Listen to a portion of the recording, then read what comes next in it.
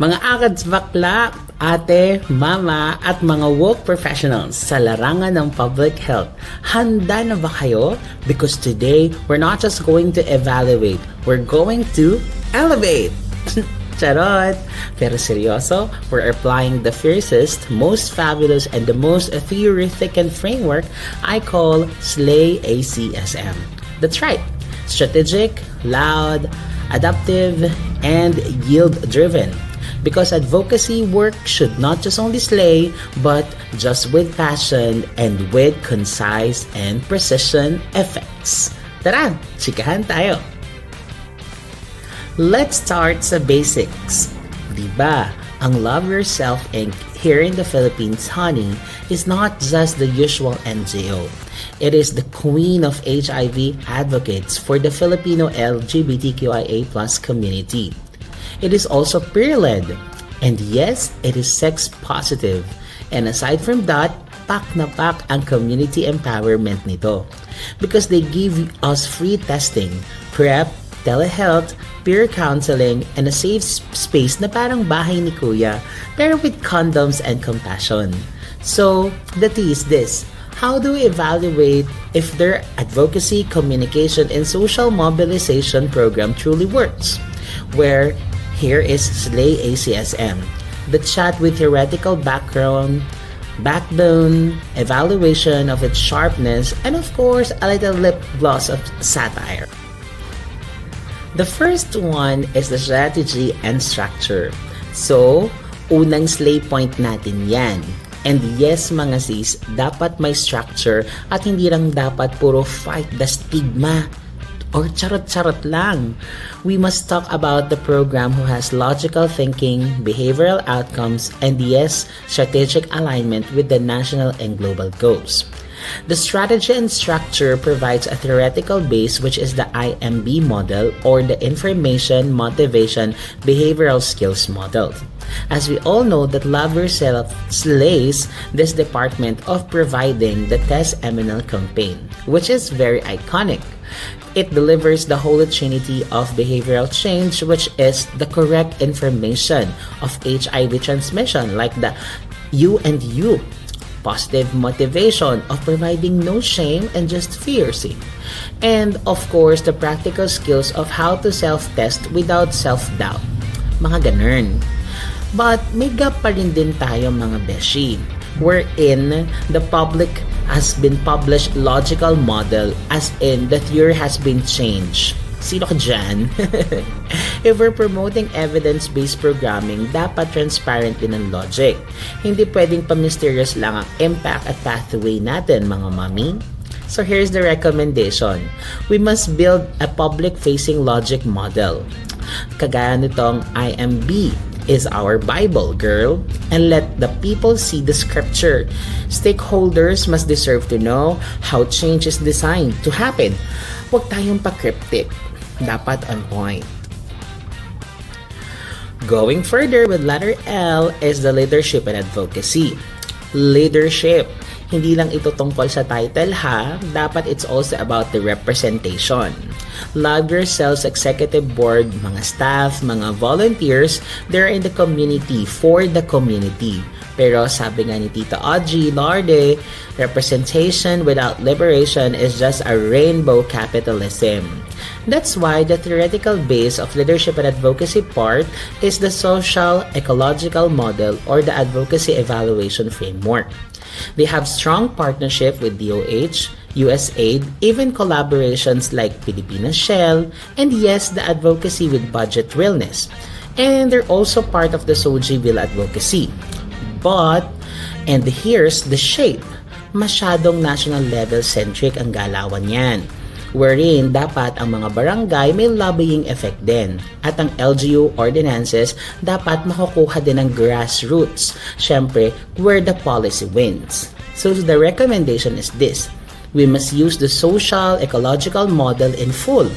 wag lang tayong pa-national impact. Dapat go tayo sa multi-level from Congress to the kapitbahay as long as we develop a policy advocacy wherein the dashboard para sa lahat, kita ng lahat at agad sino ang makakausap at anong policy ang mape-penetrate natin and where the movement needs to push harder. Next one is the A part, which is the activation and awareness, wherein the theoretical base is communication for social change plus the diffusions of innovations. Honey, let's talk about campaigns. Because Love Yourself doesn't just educate, they give show.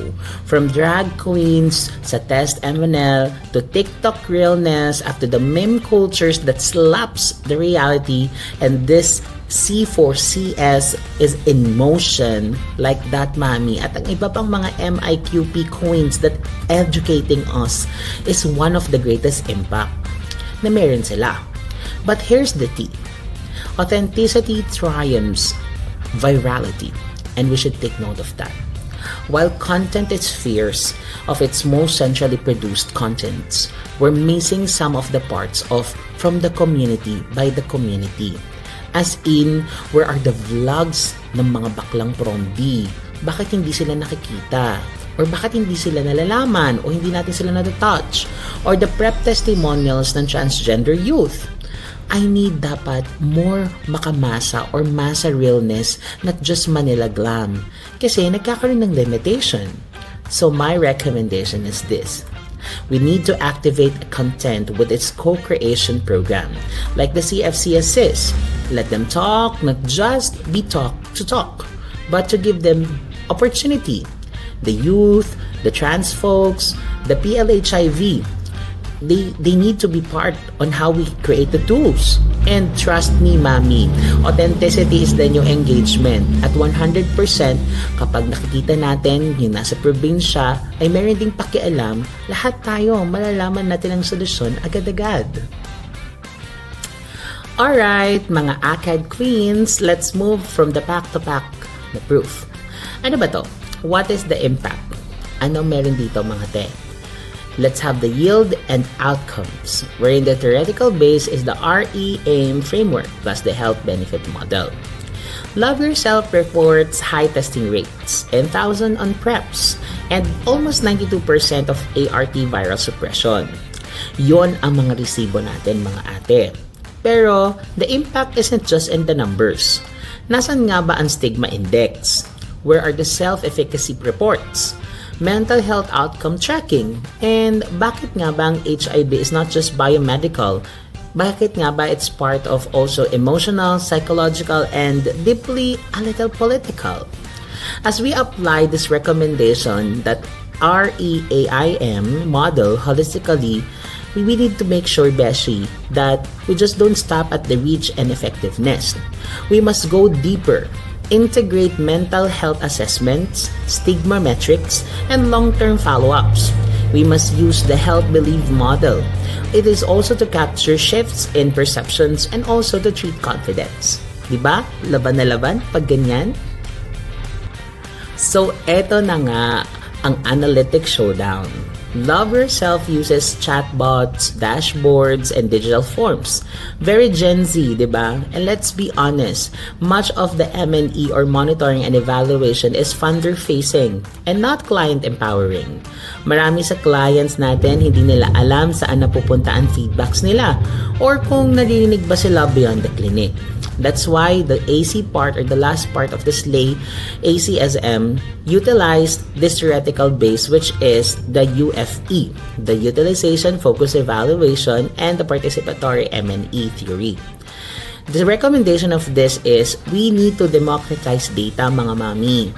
We need to create a community feedback panel, and we need to call it like Giggle and the M&E squad. Kung gusto man natin, it's because nga mga bakla, mga transistors, at syempre mga pose bros, we interpreted data with us or within us because the impact hits different when the community owns our own narrative. So, we need to make sure that AC works all the time.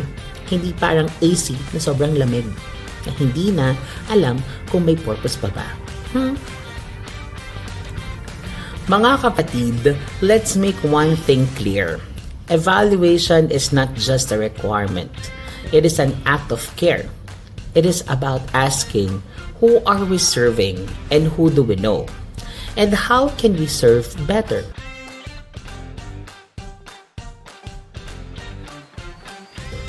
With SLAY-ACSM, we didn't just evaluate. We interrogated, celebrated, and illuminated.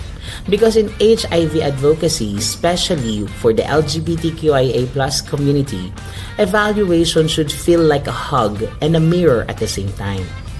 So yes, mga ateng, as we are gagging over the data, but more than that, we must walk away with this advocacy that slays.